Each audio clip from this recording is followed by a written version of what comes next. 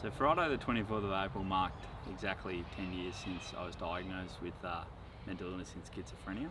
So the initial symptoms of schizophrenia for me is an interesting one. It's plays out a lot different now that the medication's taken hold and actually work quite well.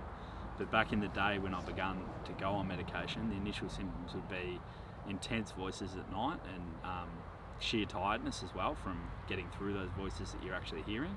So you'd be so tired one night from hearing the voices that the next day you couldn't get up and going. So it was just that intense. The word for it is intense. It's the best word to describe what the symptoms used to be like. The symptoms are still intense today, but back then they were on another level. I was, frightened by what was to come. I didn't know whether this would go on for the rest of my life or whether it be short term, long term, whatever. I suppose the scariest thing was what was next. You couldn't tell what was next for my family, for myself as well. We just had no idea where things were going to head, what direction it was going to take. You were so caught out by your emotions and the symptoms you'd had that day or that you were going to have that night that you knew you had to go into battle mode and battle through, and you didn't have that opportunity to just forget about what your illness was like and what you were enduring. You didn't have that opportunity to just let go. Like, it was still present in your mind the whole time. Gardening has always been in the picture. Probably had about maybe 4 or 5 days off gardening in that early period of having that psychosis and having things like the CAT team around and having psychiatrists to see or psychologists, you name it. There was a lot of professionals in there in that first 4 to 5 day period and then going forth from there. But I think gardening came in about the 4th or 5th day. I decided I just needed to do what I naturally know is the best thing for me. So I went back to gardening as quick as I could. Yeah. So when I first got diagnosed, life was challenging.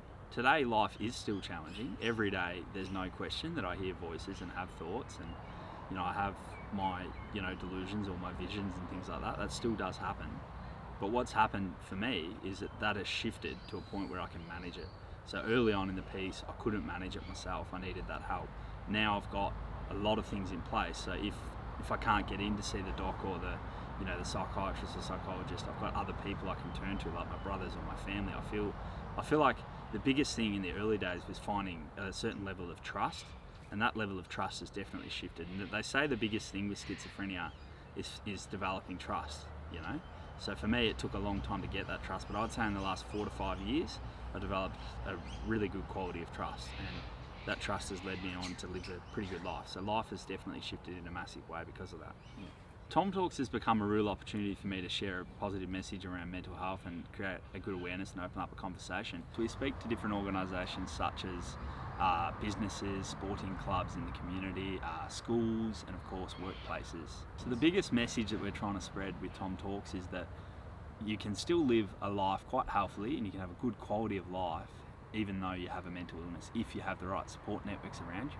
I also want to raise awareness of that and actually open up the conversation around mental health and allow people to perceive it in a different way to what it's generally sort of sensationalized within the media. So yeah, I'm running a couple of businesses and I'm able to hang out with my friends now and do things that I couldn't do 7 or 8 years ago that I can now, and it's important that I continue to spread that message. And I think something like Schizophrenia Awareness Week is a really good opportunity to do that for not just myself but for many other people dealing with their own challenges.